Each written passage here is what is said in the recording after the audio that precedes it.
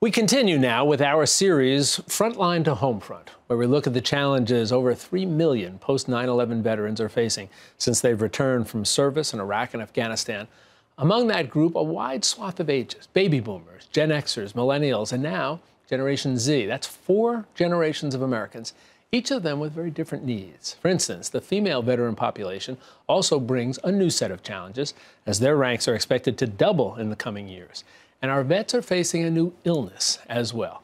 But there's good news. An organization called Iraq and Afghanistan Veterans of America is working toward finding solutions. Joining us now with details, 2 veterans, Vadim Panasiuk and Cynthia Fana. And we welcome both of you to Mentor Focus. Thank you for having us. Let me start because I want to get a perspective from each of you and how you look at this and work on this.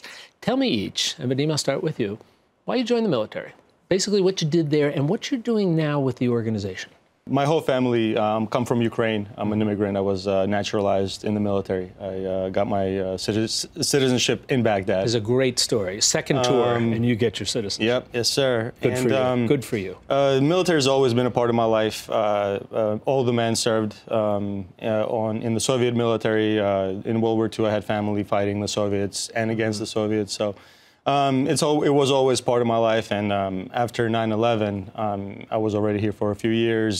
This was my new home, this was my new country, and when we were attacked, it was kind of a no-brainer for me. Cynthia, how about you? What got you into it? So it's a funny story. My dad is in the Army, and I'm also an immigrant. I was born in the Dominican Republic, and I did not get my citizenship in the Army. It was before that, but I feel a sense of service, even coming from, family lineage of military people. And it just felt right. It was part of my life, my entire life. So let's talk about the organization, all right? How it got started, and then what each of you do within that organization. Sure. So IAVA has been around since 2004. It was started by our CEO and founder, Paul Rieckhoff. A lot of the generations before us had dedicated organizations that kind of pushed some of the issues that were important to them. And Paul noticed that, there was a lack of that voice for this generation of vets. Cynthia, how about you? What drew you to the organization?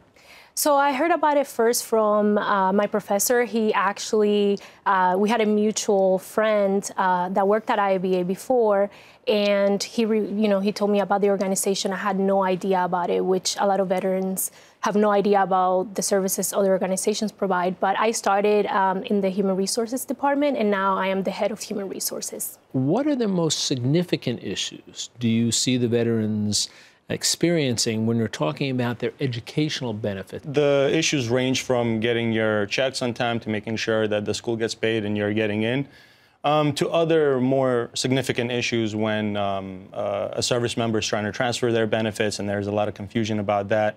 We've worked with dependents of veterans who are stuck with $30,000, $40,000, $50,000 bills because it took VA a couple of years to catch up to a failed transferability.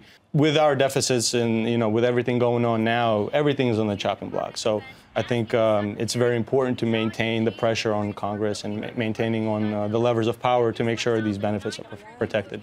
I mentioned in the introduction a variety of issues. We talked about educational benefits. We talked about the fact that there's so many women now coming out of the military. So what is different about then counseling and helping female veterans as opposed to male veterans? It's not equal to a men's care. We launched a campaign called the She Who Borne the Battle campaign because, the first thing that you see when you walk into the VA is their motto. I don't know if you know their motto is to care for him who shall have borne the battle and his widow, his orphan. So it's pretty sexist. So there's more than hymns yeah, that we have to take care of. I walk into the VA and I see that model. I don't feel like I'm being represented. But the services, we're lucky here in New York that we have, multiple VAs that are big and have services. But what about those that live in smaller towns? They don't have mammogram machines. They don't have prosthetics that fit women, so they have to be fitted with men prosthetics. So we want equal service, and IAVA is leading the way in that with our Deborah Sampson Act. I want to ask you about one other thing. I mentioned in the introduction the notion of illnesses that veterans are coming back with.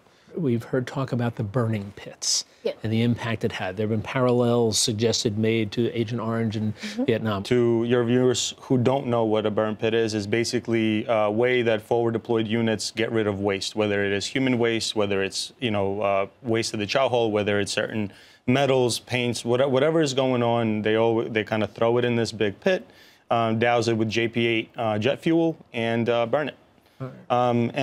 Typically this creates very toxic plumes of smoke, and that is also how people burn human waste as well. You have a private with a picket stirring that stuff as it burns down to a puck, so you could bury it. A lot of veterans are reporting respiratory issues, decline in lung function, and things of that nature. You've mentioned Agent Orange, which a lot of Vietnam veterans were suffering from, and it took up until, I believe, late 80s or early 90s for the VA to recognize it as a presumptive illness, to where these veterans would get compensated, where they would get the care that they need, specific care for what they've encountered. And this is something that IVA is doing. We are kind of using that playbook, except we're trying to accelerate it. We're not trying to wait 20 years before the VA accepts this as fact.